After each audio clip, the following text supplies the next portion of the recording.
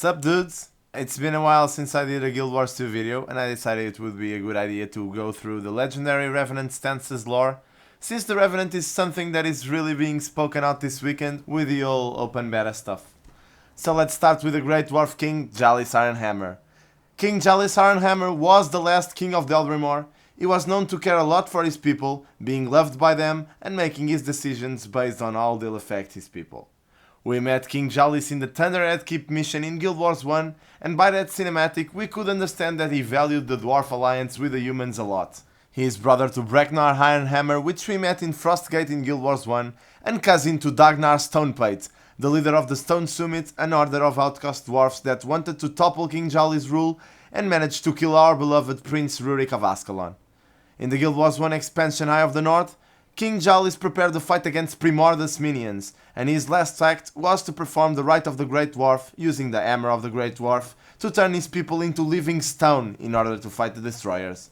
The next legendary stance we're gonna talk about is Ventari. Ventari was an elder Arathi centaur that lived in the Maguma jungle. When he was young he was a great warrior who fought against the humans. He soon grew up to despise the violence between the two races and he tried to seize peace between them. In the middle of the Crichton Civil War, Ventari fled south to the Tarnished Coast, where he met a human named Ronan, and together planted the seed who gave origin to the Pale Tree, and around it building a sanctuary that is known as the Grove. Ventari will always be reminded as an emissary of peace between the two races.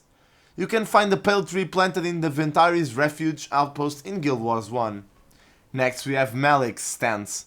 Malix the Unyielding was a Marganite overlord who tamed the hordes of Abaddon's Marganites and aspired to steal the powers from the gods and to take his fallen master's place. He occupied the Ebony Citadel in the Domain of Anguish and was for us Guild Wars 1 players a great endgame content quest.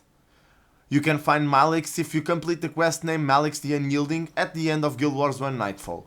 There is not much known about the origins of Malix, but we know for sure he was the strongest of the Marganites and was the first in command next to his lord Abaddon. So now we have two remaining stances that are not yet confirmed but are actually data mined, so it would make sense that they were implemented. We've got Shiro Tagashi, which was a loyal and ambitious guardsman of Emperor Angzi I and was himself a descendant of Emperor Kaineng Ta, the first emperor of Kanta. Shiro was tricked by Abaddon into killing his own master and was then chased by both Kurzik and Luxon leaders.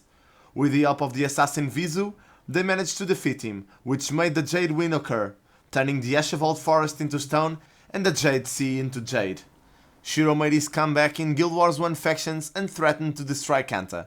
Shiro is for me one of the coolest characters of this game's lore.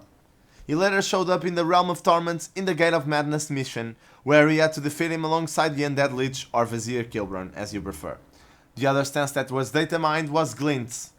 Glint was one of the Elder Dragon's Krokatoric champions that rebelled against him and helped the humans to stop several calamities all across Tyria.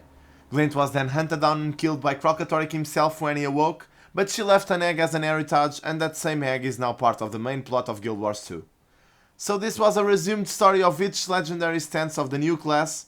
I hope you guys enjoyed it and please don't forget to subscribe. Thanks for watching guys and see you next time.